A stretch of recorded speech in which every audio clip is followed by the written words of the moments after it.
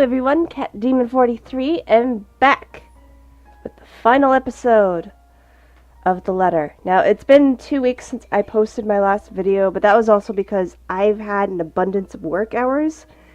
So it's just been... and cats meowing. So it's just been me trying to find the time to do a recording. Now, I've also done some quick testing as well, hoping I can get rid of the echo. And from what I've found, too, that I think... because I mainly tested it involving with Kylie because... scenes with Kylie because her voice is very high-pitched. So it would probably be able to catch things like that a lot better than any of the other voices, unless, of course, they were shouting. So, yeah. But, anyway, how things ended last time, we fucked up hard, because I should have just burned the mansion, but I didn't, like a moron. And Kylie got her neck snapped as a result of it. Not good. Anyway, so, I'm gonna just hop right back into it, and again, from what I could find, you don't actually need to, hold on. Gallery. You don't actually need the memory fragments from what I could find. You could literally just get to the good ending without them. At least, again, from what I could find. I couldn't really find anything saying that you need them for the true ending. So, but, yeah, we'll see. Anyway, so, with that said, I'm going to hop right back into it. Yeah, I decide to burn the mansion, like I should have done before. I'm going to regret this, I will. But with these cries growing louder, this has become the easiest decision I have ever made. I'm getting tired of hearing her sobbing. Really, it's just irritating. Isn't she getting tired of it? Besides, someone has to act fast, think fast. And what else is the root cause of our problems but this place where the letter was found? No need to make things more complicated. It just started here. Won't it end here? If what Lily has said is true, then there's all the more reason to destroy it. Put an end to this madness before someone thinks of putting this blasted place up in the market. When I get out of this place, I swear I'm suing a bunch of people. Running that estate company to the ground if need be. We spent millions, damn it. Millions. With a sigh and perhaps a heavy heart, I open one of the drawers in my study table, taking a bottle of liqueur out for myself, then passing it on to every occupant in the room. They accept it, but not without a look of protest or a confused glance my way. It does not shut them all up, so maybe I've done something good. Oh, it does shut them all up, so maybe I've done something good. Luke, this isn't the time! Even more, I pop the cork off the bottle and I pour its contents on the floor. Well, what are you simpletons waiting for? We waste no time dousing the whole room, the smell of alcohol filling the air. If I didn't know any better, I'd say they're more than eager to set the whole place on fire. And the blaze catches easily in this room when I set it alight, using the blasted paper as kindling. That works. With the whole place drenched with wine and all manner of things alcoholic I've been hiding from Hannah, the small fire soon turns into an inferno. In a matter of seconds, we're out the door.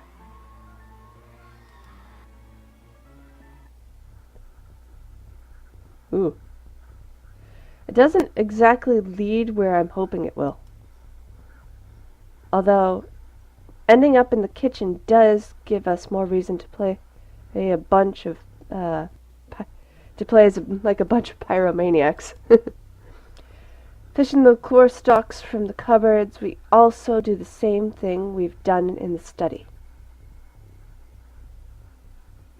door after door in every room we pass, pouring bottle after bottle of expensive aged liquor, like setting everything on fire, only leaving one once the blaze is started in earnest. When we run out of liquor, we simply drop the bottle and take one from my many nooks I've stashed. I've stashed one. And there's no lack of it in here. The hard stuff, the shorts, the watered-down kind. Gifts from a distant relative, friends, so-called friends, you name it. I've made sure there's always one within reach. Yeah, that's called a problem. How many of these things do you keep in this house? A lot. I always have a few bottles in the... the room. You have problems, man. Well, isn't this the time to discuss them? Turns out it'll be useful now. Not to drown out my sorrows, but for this, wonders of wonders. Though I suppose I can now say it has also saved my life. But there's no time for introspection now, because with each room we pass and burn, the place has become easier to navigate. As if it's slowly righting itself, returning to what it was supposed to be. Soon we finally find ourselves standing before the main door. The strong odor of burning wood, cloth, and varnish alike wafts from underneath the doors of the rooms we've previously torched, slowly filling the hall with thick black smoke. The blaze has also started in earnest in every part of the house. I can already feel the heat seeping from the rooms I've set aflame. Oh yeah, you can hear it. Wait.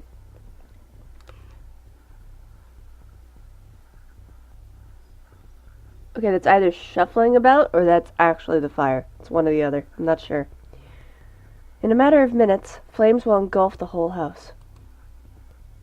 Fittingly, that is when she appears again before us, watching us from atop the stairs, while her world goes up in flames around her. However, what catches my eyes is the expression on her face. Not the vile smile I've already grown accustomed to, or the one where her eyes gleam with complete hatred. This one? Forlorn is the only word I can think of to describe it. No, please. Help me. Help me, please. Can the dead still feel? Can she hear us? Or is that merely another one of her tricks to trap us in this nightmare? Like this, however, she seems almost like the woman she used to be. And I don't waste any time pondering over it. Now at the exit, just a few steps away, the doors finally open through it. I can glimpse the outside world. Safety. However, I do turn, if only to see the last of her. A farewell, more than anything. For all her attempts to lure me, draw me in, she wishes to be with me. She does not stop me when I finally run from this horrid place. Quietly, she disappears. Light it up! Watch a multi-million-pound house burn before me. For some reason, nothing about this bothers me. Maybe it's that one last look on her face that has changed it. Maybe it's what I've seen, heard inside. There's only a calm, a stillness. The same hush that comes after a terrible storm has swept the countryside. And with it, it is the sight of the sun rising above the horizon. Ever so slowly, the sky begins to lighten before my eyes. Darkness giving way to the warm morning hues, soft rays spilling over the vast expanse of Luxbourne's countryside. Nearby, the trees sway and rustle with the breeze, a passing drift that carries even into this room from outside, cold enough to make me shiver. The remains of a storm that has passed. In the distance I can hear the soft chirping of birds, while the rest of the world stirs, wakes. Dawn at last. We are free. But are we, though?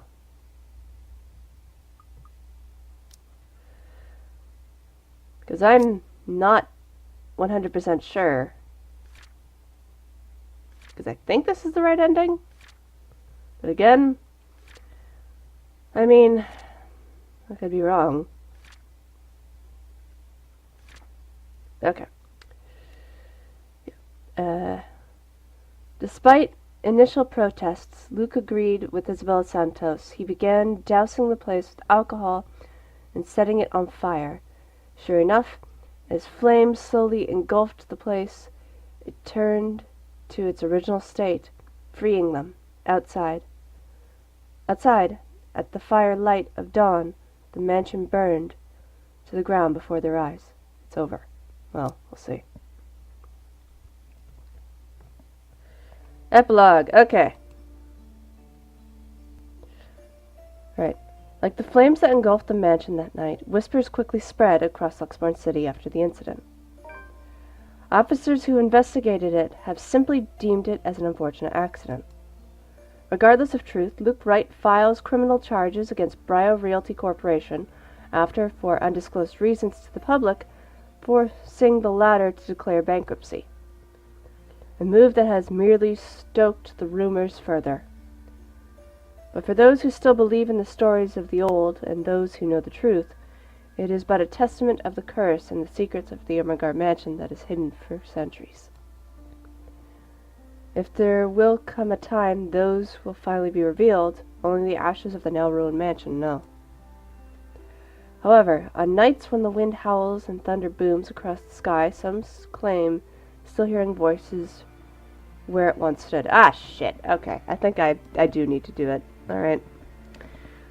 Of cries and wails that fill the nights and desperate calls for help for anyone who dares listen. As for those who once tread its halls... Okay, I think I can skip this. Yeah, I'll skip this. Teal?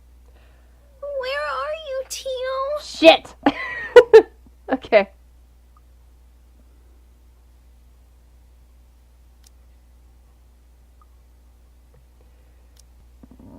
Damn it! So... Okay, hold on. Then. I have a feeling... I think I know what I need to do. Give me a second.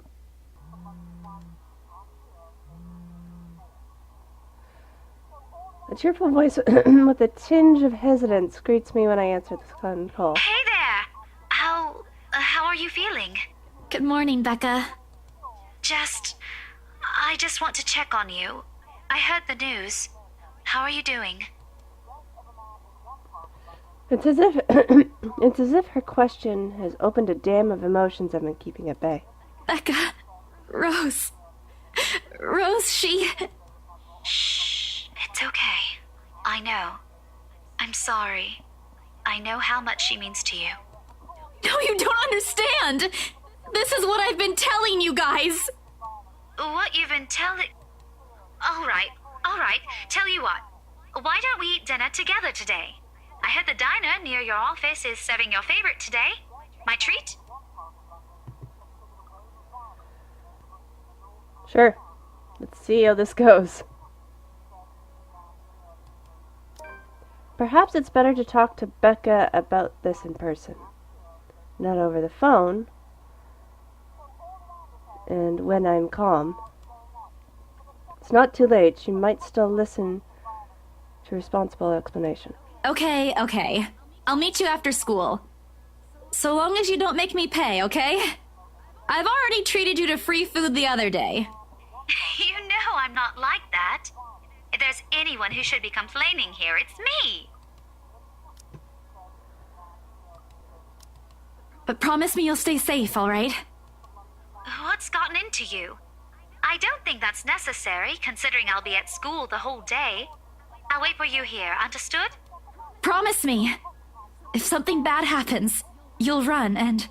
The Luxbon Police Department continues its search for the following reported missing people. I left the phone away from my ears and turned my attention to the news. Never mind that Becca's still on the line. These faces. Hold on a second. Missing. Aren't they? Becca, I'll call you back. There's something I have to look up. Wait, Isabella, what are you... Frantic, I pressed the end call button and opened my laptop. The loud tapping of my fingers against the keys fills the room for the rest of the day as I look through everything. The background about the place, its history, from the current owners, and the list of employees hired under BRC. And I'm right. Of course I am. BRC may have a lot of staff, and they may have a lot of agents hired. But I'd remember those names anywhere. After all, they're part of the crew who worked with us preparing the mansion for the open house. Still, I've got to check. One by one, call after call, I go through each missing person on the list. This isn't illegal, right? I'm just someone concerned about a fellow co-worker. The night has fallen by the time I've gotten through the whole thing. They're gone. They're really gone. No one knows where, but they're gone. Then the letters... No, that can't be. I hope it's not what I'm thinking. But Rose is... Something snaps into place in my frantic fraction of a moment. These people in Rose. I need to tell someone. They need to know. Ash, Zach, Becca. That's right. We agreed to meet. She needs to know. Of course. Of course. The letter, my phone, papers, and everything that will be useful. I grabbed them and make a run for the nearest bus stop. I'm already late.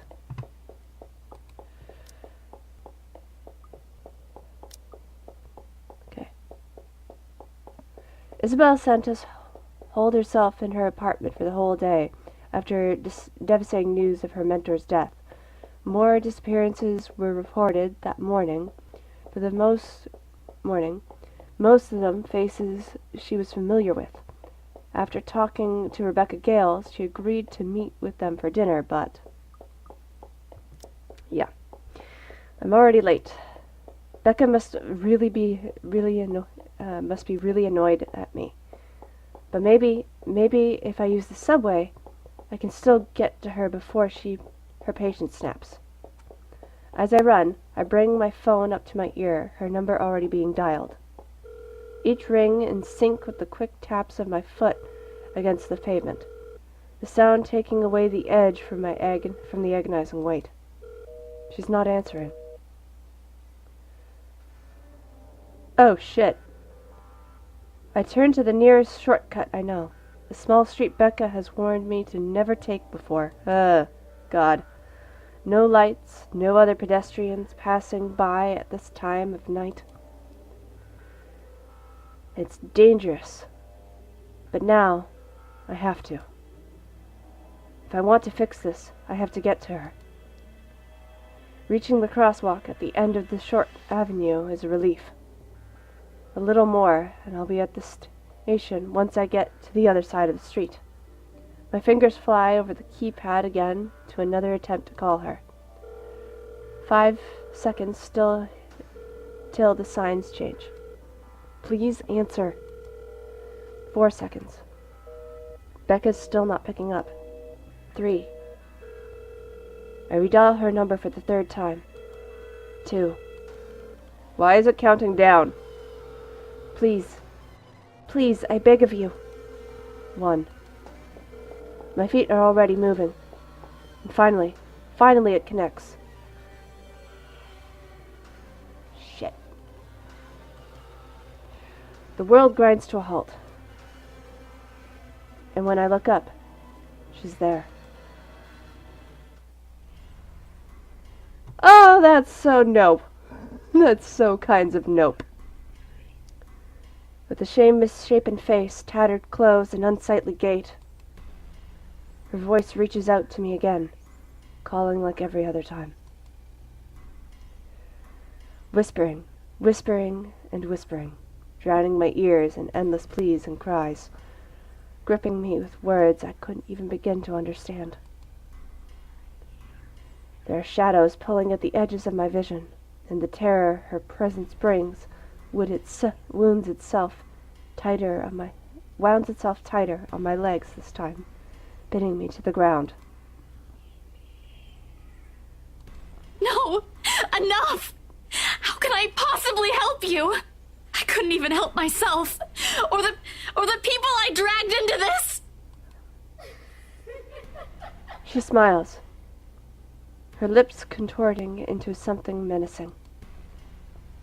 And right then and there, I understand the cutting anger in her eyes and the depth of the circumstances we found ourselves in. There is no escape. It is the last thing I see before my phone slips from my fingers and... Oh, shit! No jaywalking. Yeah, Jesus! Oh! Oh! Oh, jeez! Am I dead? No, I'm not at the office! Ugh! Never mind, we're not sick. What are you talking about? The letter! This again? You're always saying that, but look what happened to Rose! I know what I saw! The police says it's a homicide case. Didn't you see what's in her room? That's not something another human being would do! Come on, Rebecca! You have to believe me this time! Isabella, I know you're in shock, but you have to wait for the authorities' findings. You can't just make assumptions based on some stupid letter you picked up somewhere. You're still not going to believe me, even if someone else already died, no? You know that's not what I'm trying to get at. What if Zach comes next? Or Ashton? Or you? Did you see what she did to Rose?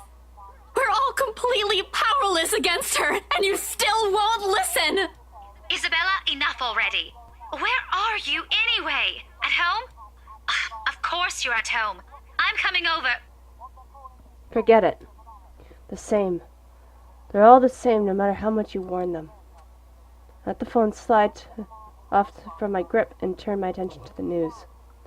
Never mind that Becca's still on the line. They're never going to listen anyway. They never will. I'm alone in this. At the end of the day, no matter how gloomy the headlines are, it's still a better...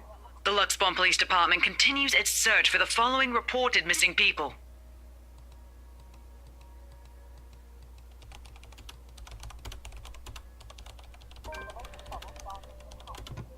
Okay.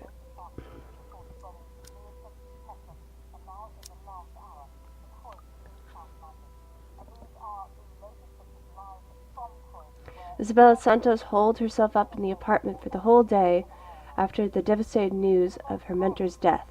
More disappearances were reported the morning. Most of them she was familiar with. She ended up having an argument with Rebecca Gales and ultimately refused the latter's invitation for dinner.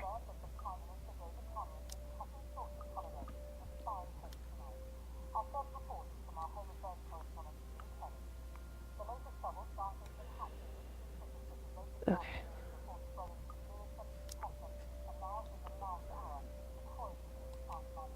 And I'm right. Of course I am. BRC may have a lot of staff, but they may have a lot of agents hired. But I remember... Yeah, okay, I read that. But Rose is...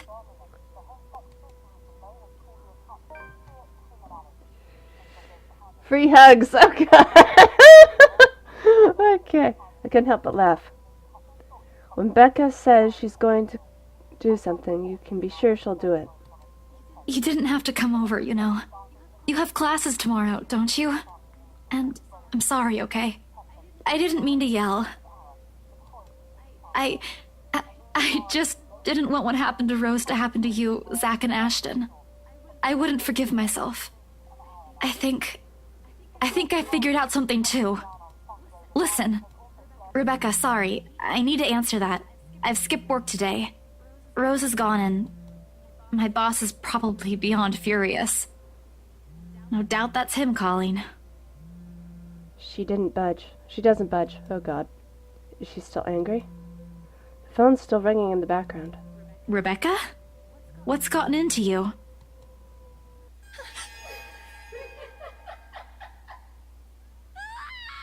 Oh, she died. Okay.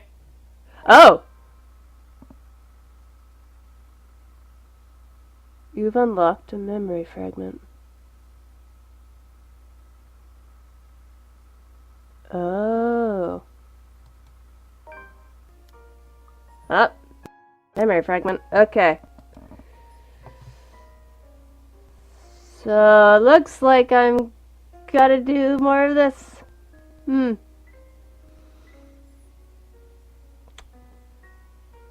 Well, dang it.